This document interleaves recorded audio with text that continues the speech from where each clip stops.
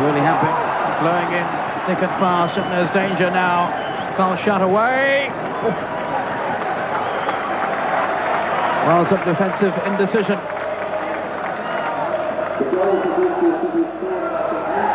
And here again, the danger of being caught out.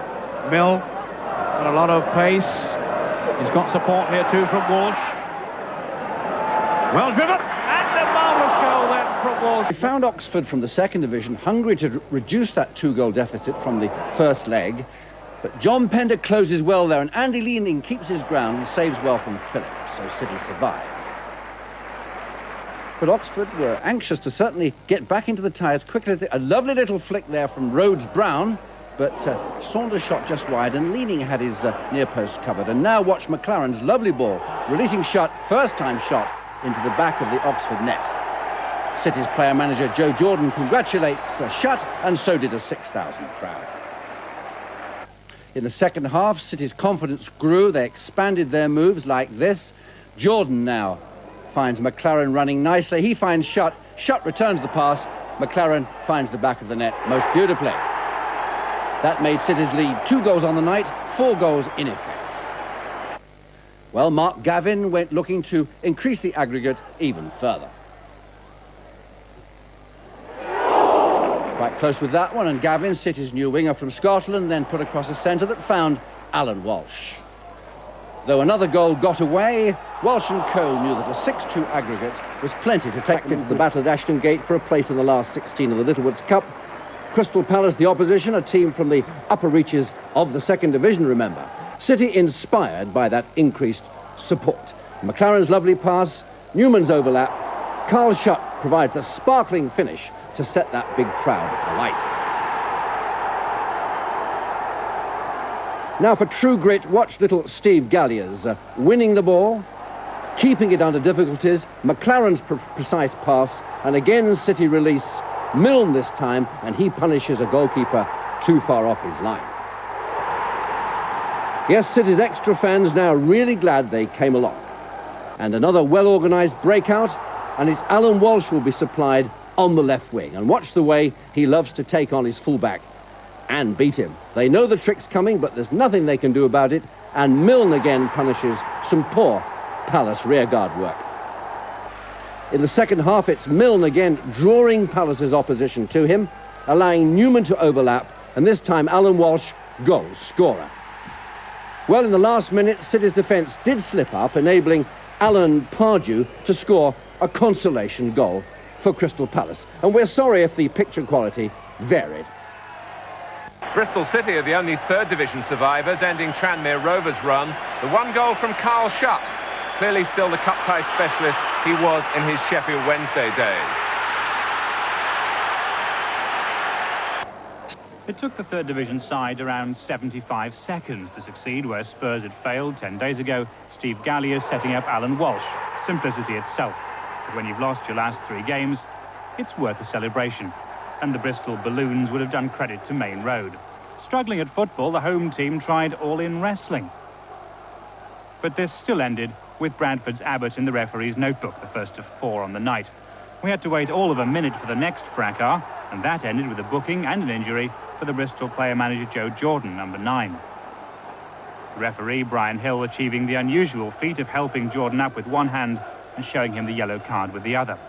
For the most part, though, Jordan's team defended calmly and sensibly, keeping Bradford at long range, and then Palin was foiled by War. Bradford looked not so much second division as second-rate. Too many hopeful high balls, and when it did work, War was down where it hurts to stop Leonard. It was all very similar in the second half. The men from the West Country were rarely troubled, and when Banks did get through, War was there again. It was all a personal triumph for Joe Jordan, who'd led from the front all night. He'd had enough with half a minute left and brought on Carl Shutt.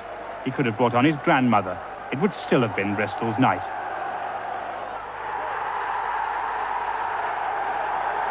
The old warhorse can still celebrate with the best of them.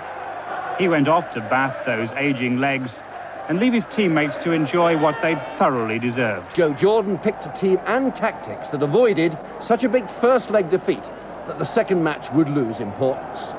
To nullify Forest's star winger, Franz Carr, number 7, John Bailey close marked, Alan Walsh dropped back to help out. And in central defence, Rob Newman and John Pender combined to stop Nigel Clough and Lee Chapman time and again. Like that. And City's success simply demanded their goalkeeper was impeccable. And Keith Waugh certainly obliged. That's one save from Stuart Pearce. Time and again, Waugh's anticipation solved problems in City's box.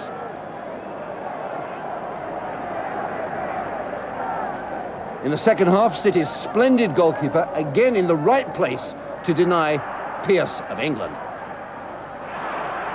Then to City's precious goal. Composed, integrated midfield work opened up interesting possibilities. Then it was the experienced Alan Walsh who was to unlock the First Division side's defence. In came the cross, and finally Mark Gavin set up the chance for Paul Marden to knock it beautifully home. The 19-year-old lad had never scored for the first team before. His first senior goal certainly made the night for City's 8,000 travelling fans. But with only 4 minutes left, City were to concede a goal. John Pender, trying to prevent Clough getting to the ball, jabbed it into his own net. A personal tragedy, but a draw was a fine result for City. No doubt about that. They'd got the result they planned and got. And at the finish, their young hero, their goal scorer, was happy to discuss the goal he will simply never forget. I didn't really know what to do. Just went in the back and I just stood there and I was just crowded by all my players. Couldn't do much else, and they fell on the floor, the weight of them. Because the strange thing was, you'd spent most of the game obviously in a defensive role, so to even be forward for the goal was quite something. Yeah, I came here to mark Hodge. It's a very difficult job. He's a brilliant player, and there weren't much opportunity to get forward, but I don't hit many like that. Crikey. Billy Wedlock, who had the pub next to the ground named after him because of 26 caps for England, would have approved of the big match atmosphere returning. With club shop takings added to 28,000 ticket income, television and advertising fees, it becomes City's record payday at about £200,000. One fan even came despite a broken foot from last week's first leg at Nottingham. You've done your bit, Pete. I've done my bit, all right. Yeah, it happened when I hit Nottingham. When City scored, I tumbled down a couple of steps. Are you going to fall down some steps today? Hopefully, 4 or 5 times. Arrests yesterday, under 1 per 1,000 fans. From 26 arrests, 14 persons are to be charged. Very quiet day at the moment, yeah. Well-behaved crowd? At the moment, yeah. Have you found anything that shouldn't have been in pockets? No, nothing at all. Nothing at all. They're being very, very good at the moment. So a policeman's lot is a happy one today? All the time. All the time, sir. 3 times the usual car custom. Brian Clough, as is his custom, was hurrying away from photographers.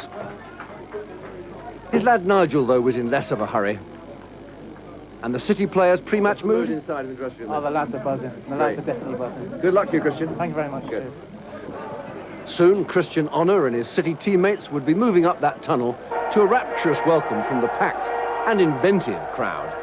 How's this for a display of inflatables? Even DJ Bear himself, the league's new official fair play and fun mascot, had joined the big crowd. Right, DJ Bear, what are you doing here today? I'm here promoting family fun on the terraces because I really do believe we've not only got the finest football teams in Europe, possibly the world, but we've also got the best fans. Amongst the fans, Brian Clough, ordered there after being banned from the touchline. A full football report in part 2 was needed from the opening minutes. Neil Webb, Forest's England man on World Cup duty in Albania next week, saw the 3rd Division goalkeeper demonstrate first-class work. Well, City answered with a Rob Newman free kick, and watch how Joe Jordan almost gets a boot to it to turn it home. City pressed often, and from one of several Alan Walsh corners, John Pender wins it in the air.